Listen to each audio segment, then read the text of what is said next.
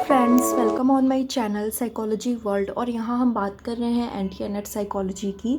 और यहाँ हमारा second unit research methodology and stats, इसके टॉपिक्स हम यहाँ पे कवर कर रहे हैं। हमारी लास्ट वीडियो में हमने डिस्कस किया था एनपीसी के बारे में, नॉर्मल प्रोबेबिलिटी कर्व, और इसमें 2 पॉइंट और रह गए थे हमारे, स्क्यूनेस एंड कुरकोटिस। आज की इस वीडियो में हम उसके बारे में डिस्कस करेंगे।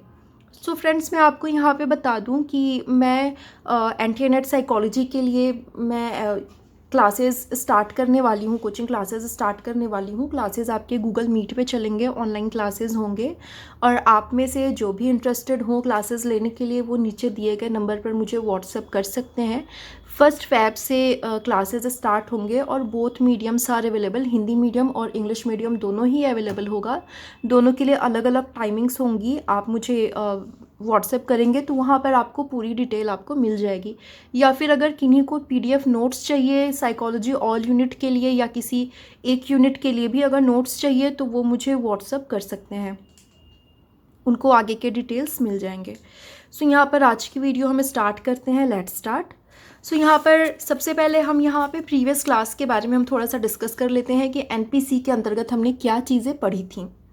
तो एनपीसी में हमने देखा था कि ये इस तरह का एक बेल शेप्ड एक फिगर होता है, और जहाँ पर ये अपनी आधार रेखा से, अपनी बेस लाइन से अनंत में मिलता है। मतलब ये अपनी बेस लाइन को टच नहीं करता है। और यहाँ पर मीन, मीडियन और मोड तीनों बिल्कुल सेम होते हैं, तीनों एक पॉइंट पर आकर मिलते हैं। इसलिए ये जो फिगर है ये बिल्कुल ही बैलेंस्ड होता है। मीन, मीडियन, मोड इसमें बिल्कुल ही मिडिल में होते हैं, बिल्कुल ये सेम होते हैं। और इसी को हम थोड़ा सा इसमें 2 टॉपिक और हम पढ़ेंगे। एक तो हमारा टॉपिक होगा स्क्यूनेस का, और दूसरा होगा कुरकोटिस का।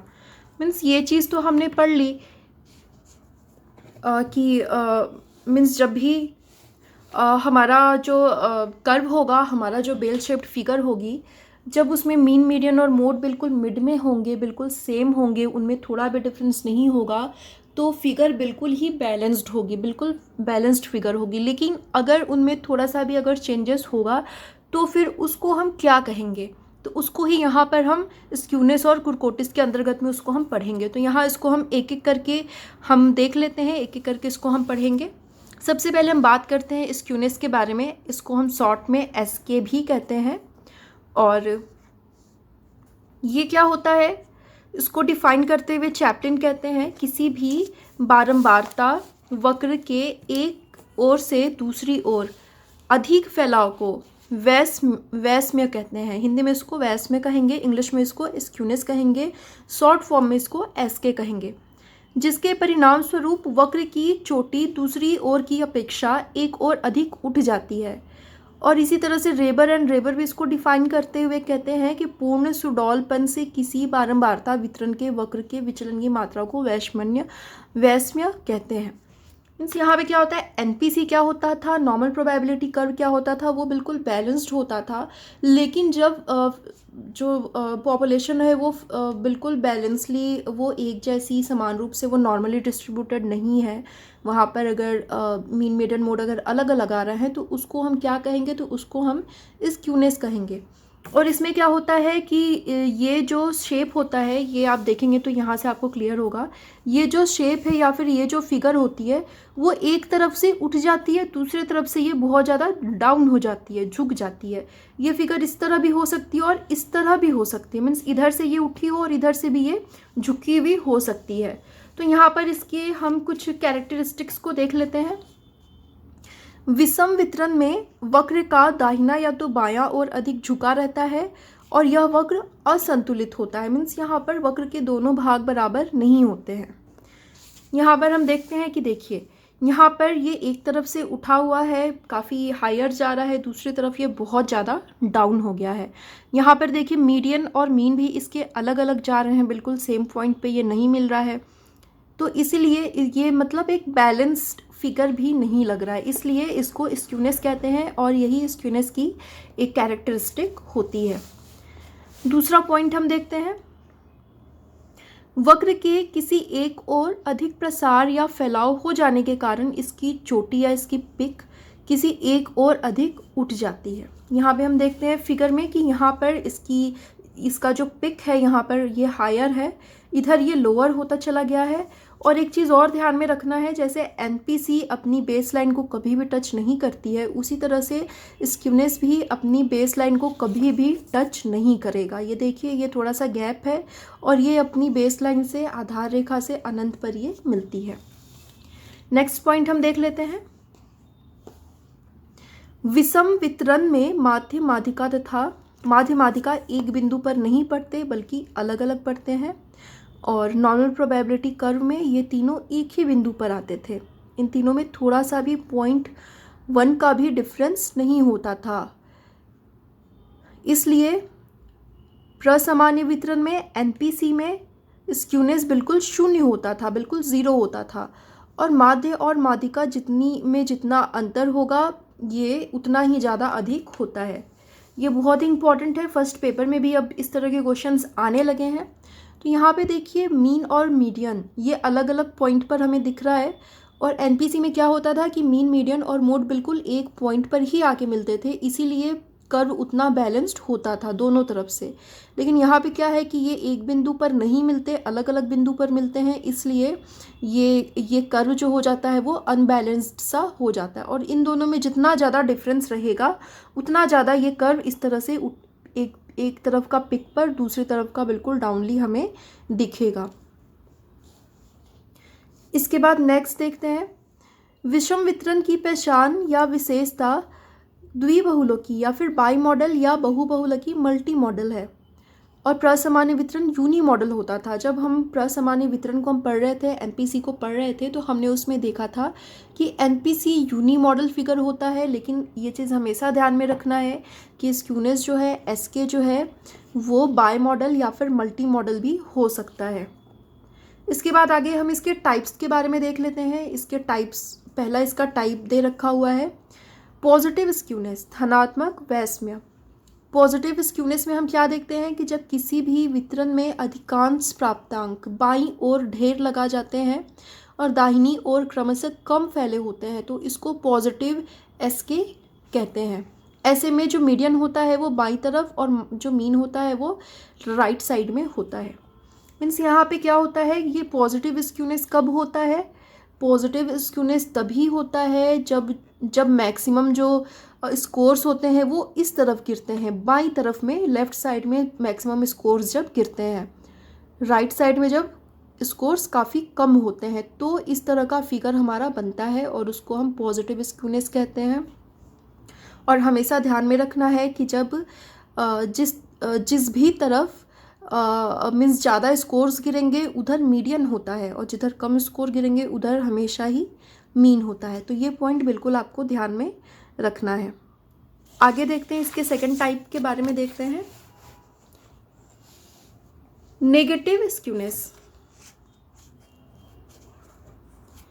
नेगेटिव स्क्यूनेस में हम देखते हैं कि जब किसी भी वितरण में या डिस्ट्रीब्यूशन में उसका जस्ट अपोजिट हो जाएगा, पॉजिटिव स्क्यूनेस का जस्ट अपोजिट होगा कि जब किसी भी डिस्ट्रीब्यूशन में मैक्सिमम स्कोर्स राइट साइड में गिरते हैं और लेफ्ट साइड में कम स्कोर्स आते हैं, तो वहाँ पर ये नेगेटिव स्क्यूनेस कहलाता है।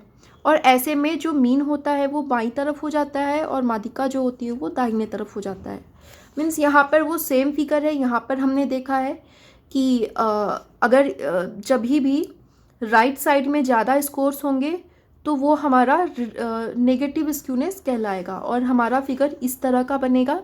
और हमेशा ध्यान में रखना है कि स्कोर जिस तरफ ज़्यादा होगा उस तरफ मीडियन होगा, जिस तरफ स्कोर कम होगा वहाँ पर मीन होगा। ऐसा क्यों होता है?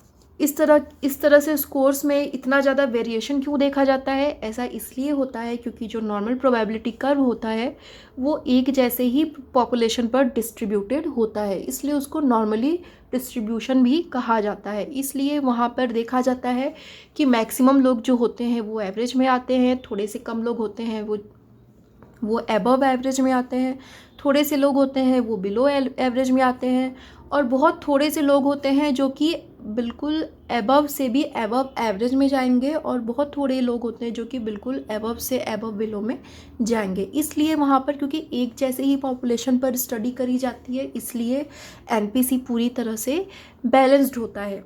लेकिन यहाँ पर स्क्यूनेस और कुर्कोटिस में क्या होता है कि यहाँ पर जो पॉपुलेशन होती है वो नॉर्मली डिस्ट्रीब्यूटेड नहीं होती है।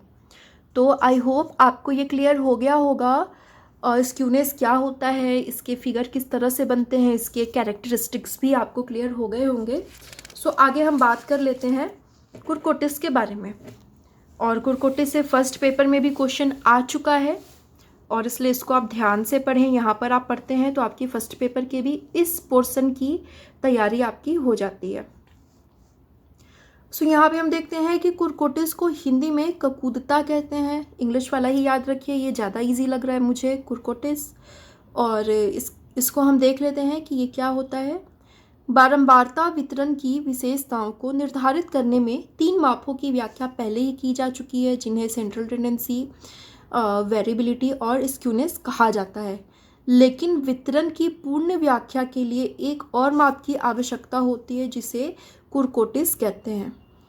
मीन्स जो हमारा बारंबारता वितरण है वो किस तरह से डिस्ट्रीब्यूटेड है, उसी की व्याख्या यहाँ पे हो रही है ना। उसी को हम एनपीसी में भी हमने देखा, मेज़र कैसे करेंगे, तो हम सेंट्रल टेंडेंसी में मेज़र करेंगे, उनमें कितनी ज़्यादा विचलनशीलता है, कितना ज़्यादा फैलाव है, उसकी स्टडी हम वेरिएबिलिटी के अंतर्गत करते हैं, स्क्यूनेस के अंतर्गत करते हैं।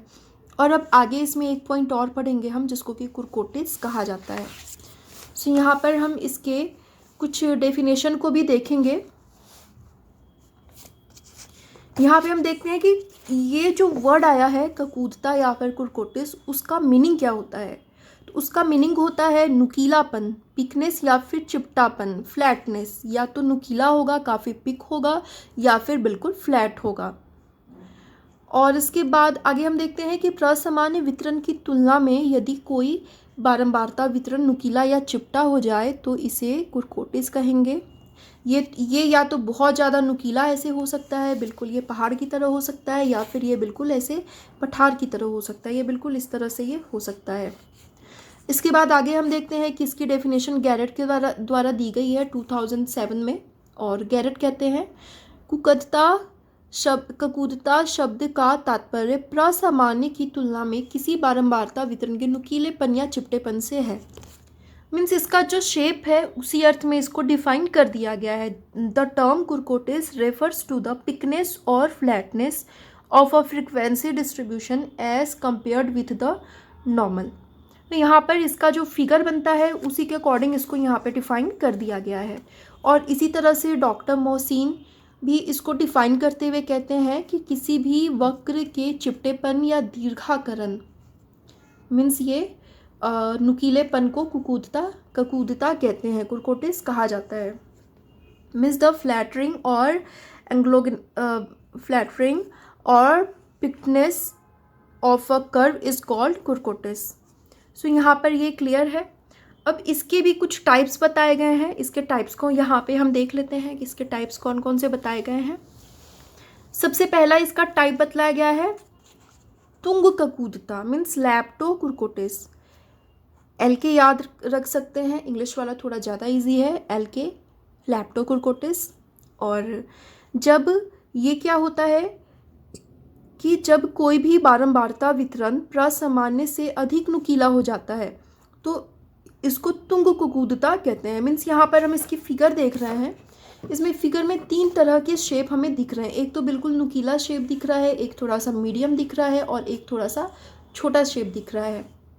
तो यहाँ पे ये जो सबसे फिगर में ही समझ लेते हैं कि ये जो सबसे नुकीला जो ये फिगर है इसको ही हम लैप्टोकुरकोटिस कहेंगे। और इसको हम लैप्टोकुरकोटिस को हम नेगेटिव कुरकोटिस भी कहते हैं। ये पॉइंट आपको ध्यान में रखना है। नेगेटिव कुरकोटिस क्या होता है? लैप्टोकुरकोटिस जो बहुत ज़्यादा नुकीला होता है वो नेगेटिव कुरकोटिस होता है। आगे हम देखते हैं प्लेटी कुरकोटिस, चिपिट ककूदता। मीन्स ये नाम से ही स्पष्ट हो रहा है, प्लेटी मीन्स थोड़ा सा ये प्लेट थोड़ा सा चपटा होगा ये।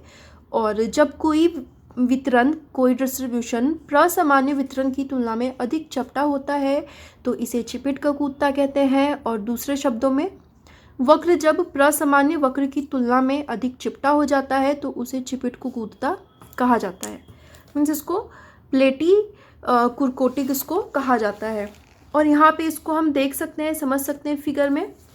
यहाँ पे ये जो सेकंड वाला है प्लेटरी कुरकोटिस जो है वो ये वाली फिगर होगी। मीन्स एक तो बहुत नुकीला हो गया है, पिक पे हो गया है, एक थोड़ा सा प्लेटरी हो गया है, ये थोड़ा सा चपटा हो, थोड़ा क्या ज़्यादा ये चपटा हो गया है।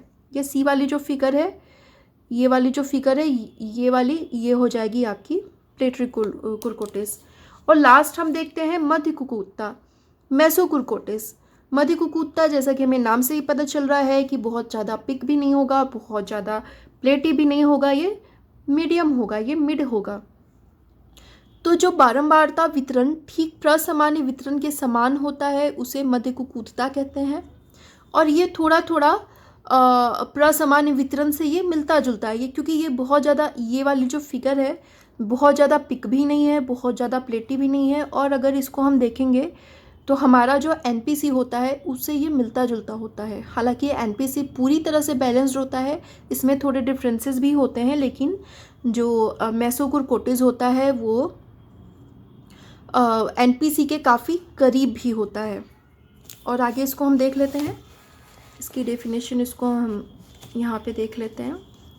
जो बारंबारता वितरण ठीक प्रसामान्य वितरण के समान होता है उसे मध्य कुकुत्ता कहते हैं।